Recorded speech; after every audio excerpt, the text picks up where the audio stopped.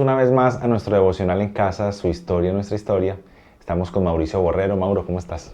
Muy bien, gracias. Aquí seguimos con el libro de Ageo. Bueno, y el día de hoy vamos a comenzar esos episodios de meditación, de oración y de compartir unas ideas ya mucho más centradas en algunos textos de este libro del profeta Ageo. Mauro, ¿cuál va a ser ese texto de hoy? Bueno, hoy recuerden que Ageo tiene solo 2 capítulos y hoy queremos como leer el capítulo 1 completo. Son 15 versículos, pero nos ayudan a entender un poco todo el libro y a enfocarnos en el primer mensaje. Listo, vamos a leer entonces. ¿Quieres que yo lo lea? Dale. Bueno, entonces vamos a leer Ageo, capítulo 1. Recuerden que decíamos que Ageo es un libro que nos da fechas muy específicas y esta primera palabra que llega a la vida de Ageo sucede el 29 de agosto del año 520. Algunos piensan que estas fechas, que es muy específico del libro de Ageo, han sido dadas por Dios para recordarnos que Él tiene control de los días y de la historia. Entonces, bueno, lindo eso de mensaje, si fue por eso, sí. El Señor nos confirmará. Entonces vamos a leer Ageo capítulo 1. En el año segundo del rey Darío, en el mes sexto, el día primero del mes, vino la palabra del Señor por medio del profeta Ageo a Zorobabel, hijo de Salatiel, gobernador de Judá, y al sumo sacerdote Josué, hijo de Josadac. Así dice el Señor de los ejércitos: este pueblo dice, no ha llegado el tiempo de que la casa del Señor sea reedificada. Entonces vino la palabra del Señor por medio del profeta Ageo: ¿es acaso tiempo para que ustedes habiten en sus casas artesonadas, mientras esta casa está desolada? Versículo 5. Ahora pues, así dice el Señor de los ejércitos: consideren bien sus caminos. Siembran mucho, pero recogen poco. Comen, pero no hay suficiente para que se sacien. Beben, pero no hay suficiente para que se embriaguen. Se visten, pero nadie se calienta. Y el que recibe salario en bolsa rota. Así dice el Señor de los ejércitos: consideren bien sus caminos. Suban al monte, traigan madera y reedifiquen el templo para que me agrade de él y yo sea glorificado, dice el Señor. Esperan mucho, pero hay poco, y lo que traen a casa yo lo aviento. ¿Por qué?, declara el Señor de los ejércitos: por causa de mi casa que está desolada, mientras cada uno de ustedes corre a su casa. Por tanto, a causa de ustedes los cielos han retenido su rocío y la tierra ha retenido su fruto.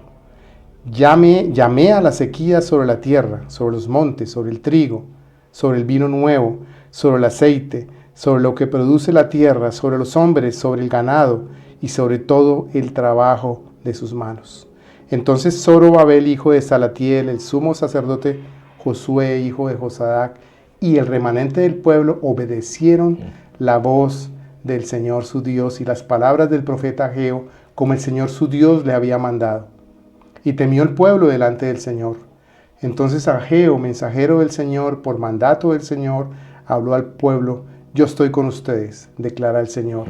Y el Señor despertó el espíritu de Zorobabel, hijo de Salatiel, gobernador de Judá, y el espíritu del sumo sacerdote Josué, hijo de Josadac, y el espíritu de todo el remanente del pueblo. Así que vinieron y comenzaron la obra de la casa del Señor de los ejércitos su Dios, el día 24 del mes sexto, en el año segundo del rey Darío, 24 días después. Hermano, esto es... ¿qué acontecimiento? Es muy lindo el texto, sí, realmente, sí, con mucho contenido, Mauro, me asombra aquí cómo está pues lo vemos en toda la palabra, pero para que sigamos pensando en eso, tan activa la obra de Dios. Pone a hablar a sus siervos, mueve el corazón de las personas, es puntual en los detalles que el Señor trata en cada uno. La obra del Señor, me queda muy en la mente como lo que el Señor quería hacer, esto lleva a cabo. Así es, sí. Y era una instrucción precisa de Dios. Cuando Dios nos da instrucciones precisas, Él no se olvida de ellas. Sí. Él les había dicho a través de Ciro: vayan y reconstruyan el templo y ellos no lo hicieron. Ellos se dedicaron a sus vidas, no priorizaron al Señor en su vida. Yo me puedo imaginar, somos libres, volvimos a nuestra tierra y soñaron con sus casas campestres, su Tesla en el garaje, sí, su decoración, y se olvidaron de la obra de Dios, ¿no? Ellos usaron la gran bendición de la liberación para vivir sus vidas, pero no obedecieron al Señor. El Señor no nos deja sin obedecer, y vino la palabra de Dios a través de Ageo. Una palabra que es repetitiva también es el tema de consideren bien. La NBI, la Reina Valera, dice, piensen muy bien las cosas. Es muy interesante que el Señor, que parte de nuestra fe tiene que ver con reflexión. Sí. Reflexión de la palabra de Dios. Y tendríamos que hacernos la pregunta si nosotros sí en nuestra fe estamos realmente colocando a Dios como primero, o en otras palabras, a Cristo en el centro, o si estamos realmente usando a Dios como el que nos bendice mientras nosotros vivimos nuestra vida. Aparentemente ellos estaban haciendo eso, ¿sí? Una vez escuché una ilustración es como cuando uno le dice al Señor, venga, móntese en mi bus, pero yo manejo. Y eso no es como Dios quiere. Dios quiere estar en el centro, Él quiere manejar, Él quiere que nosotros hagamos de Él nuestra prioridad. Y esa es la exhortación que viene. Y como decíamos en la introducción, el pueblo reacciona. El pueblo obedece, el pueblo entra en el temor de Dios, el pueblo comienza a marchar.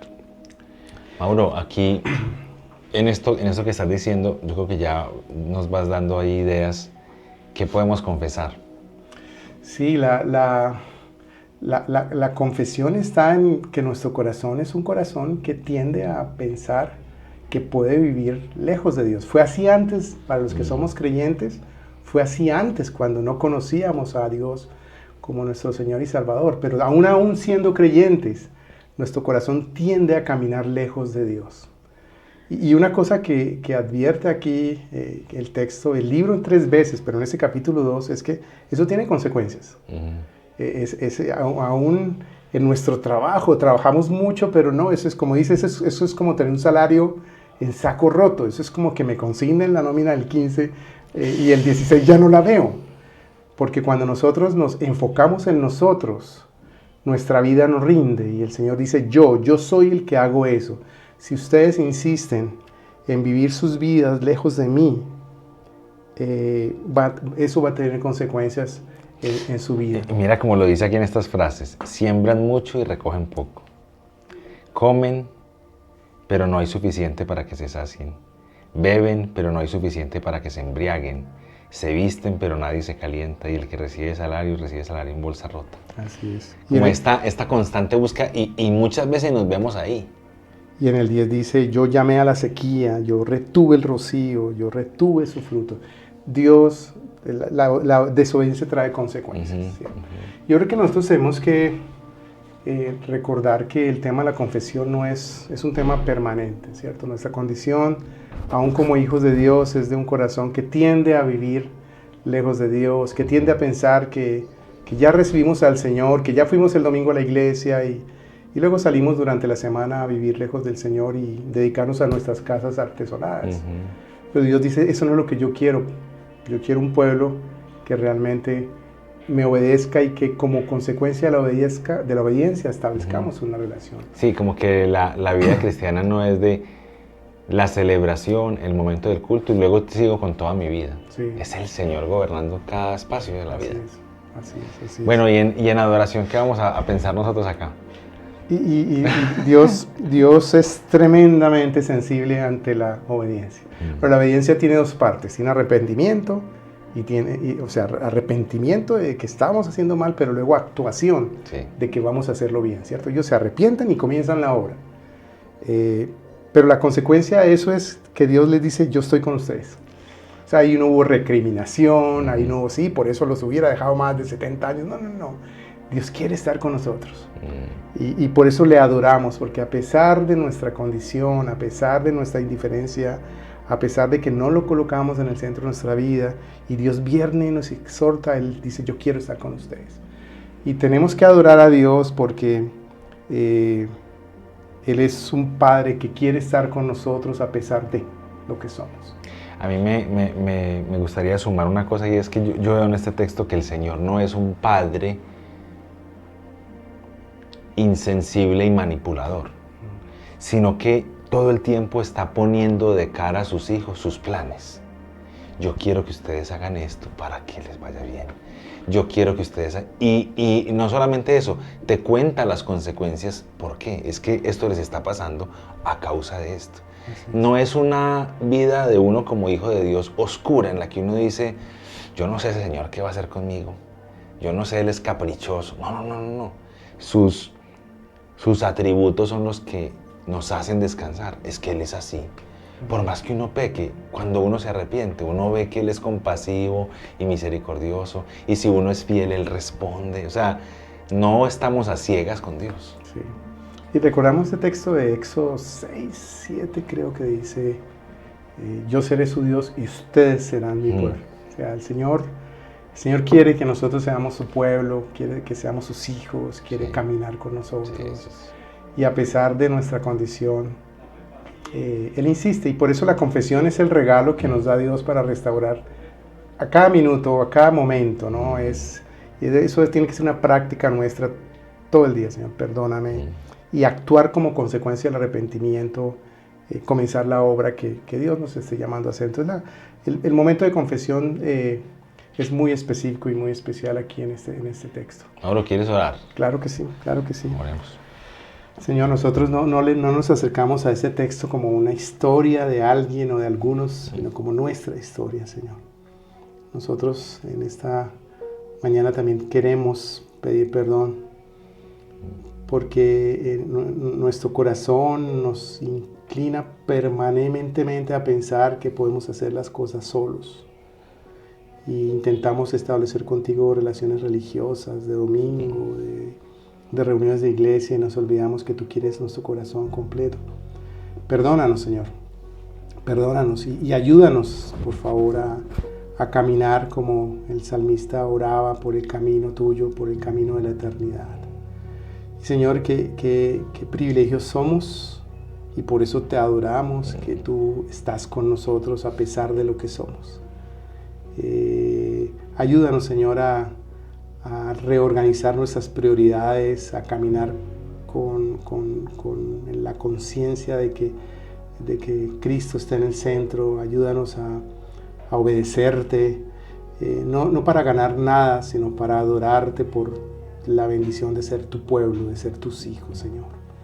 Nosotros, en el nombre de Jesús, te damos gracias porque a través de Cristo hoy podemos adorarte. Y podemos descansar en que tú estás haciendo una obra en cada uno de nosotros. En el nombre de Jesús oramos estas cosas. Amén. Amén. Bueno, vamos a hacer una pequeña pausa en este devocional y ya continuamos. Yo quiero más de ti.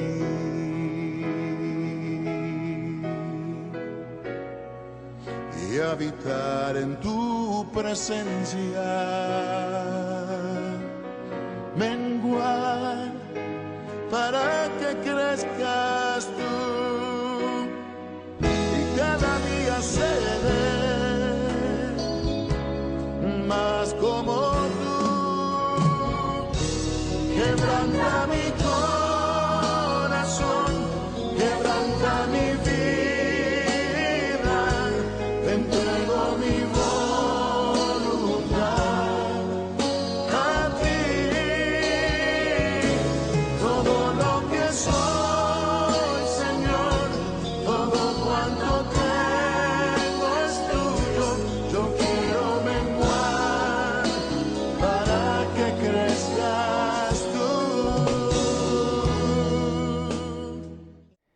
Volvemos de esta pausa y estamos aquí repasando todo el capítulo 1 del libro del profeta Ageo.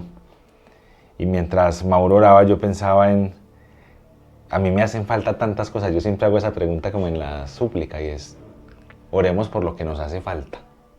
Y a uno le hace tanta falta dejar de mirarse a uno. Decían como los reformadores, el incurvatus, que el pecado por excelencia es yo conmigo y todo hacia mí, todo hacia mí. Las bendiciones de Dios, todas tienen que ver conmigo, nada con nadie más. Mis deseos, solamente qué me promueve, qué me llena, qué me sacia. Y aquí el texto nos muestra muy claro que ese constante sentimiento de que nada nos sacia proviene de justo la prioridad está en lo que no tiene que estar. Así es, así es. No hay nada más, no hay peor negocio que caminar lejos del Señor. Y yo creo que aún Dios nos ha dado capacidades para conseguir cosas buenas.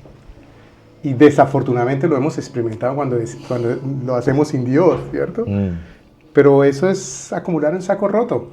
Eso es lo más poco rentable que hay. Entonces, volver a Cristo, volver a Dios. Mira que en el versículo 10, en el versículo 13, además de que Dios llama a Geo mensajero, me encanta, mensajero. Sí, mensajero del Señor. El mensajero es una palabra preciosa, mensajero del Señor. Dios, además de prometerles que va a estar con él, comienza a decirles que él va a despertar el espíritu de Zorobabel, de Josué y de todos los demás del remanente que habían llegado. Y Dios actúa poderosamente después de nuestro acto de confesión.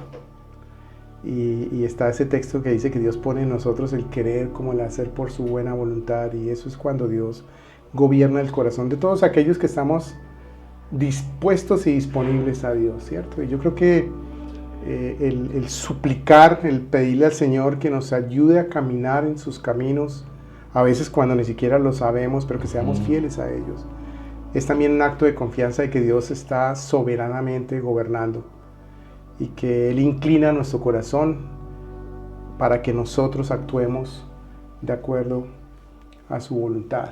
Bueno, aquí está como ese misterio tan tejido de la responsabilidad del hombre y lo que Dios hace soberanamente. En ese texto brilla. Clarísimo. Es como que Clarísimo. Uno ve, Dios está obrando, despertando espíritu, el espíritu de Zorobabel, le está hablando a esta gente, les está poniendo como ese ánimo de recobrar otra vez la actividad a la que fueron llamados a hacer.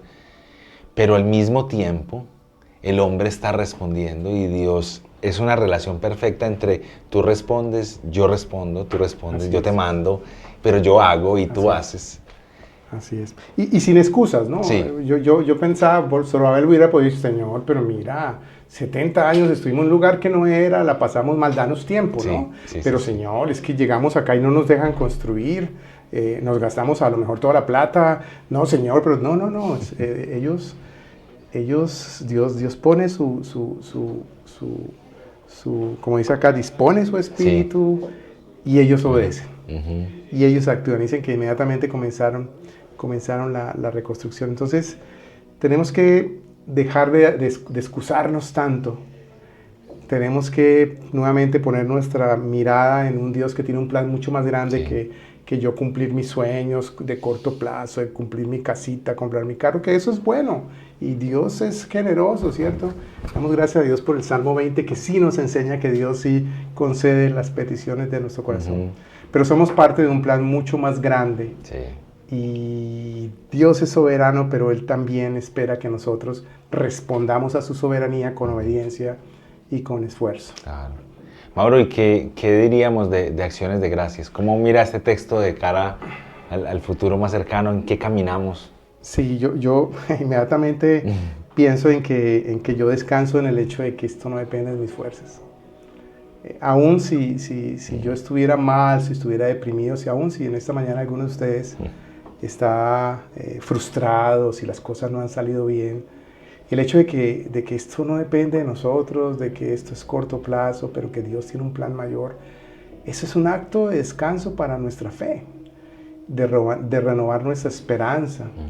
Y lo que debemos hacer es levantarnos al Señor y decirle, Señor, gracias, porque el acto de escogernos y redimirnos es un acto también de llenarnos de fe y de esperanza. Claro, y esto nos hace pensar, mientras hablabas, de cómo una situación difícil como la que le pasa a este pueblo, y aún el propio pecado, la misericordia de Dios muestra aquí que lo usa para volver el corazón al camino correcto. Sí. Entonces es donde uno dice, tal vez esta situación que me está pasando, lo que quiere Dios es corregir.